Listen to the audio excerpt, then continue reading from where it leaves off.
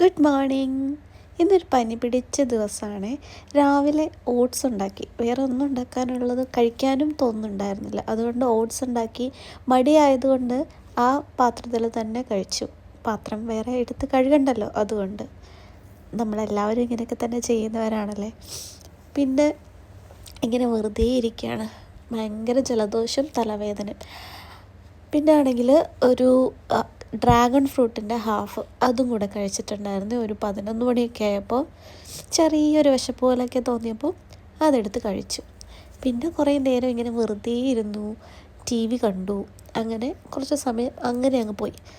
പിന്നീട് ഫുഡ് കഴിച്ചു. ഉച്ചയ്ക്ക് ചോറ്, സാമ്പാർ, തോരൻ, അച്ചാർ അങ്ങനെയൊക്കെ കൂട്ടി ഉച്ചയ്ക്കത്തെ ഫുഡ് കഴിച്ചു. രാത്രിയിലാണെങ്കിൽ ഞാനൊരു അവക്കാഡോ സ്മൂത്തി ഉണ്ടാക്കിയായിരുന്നു.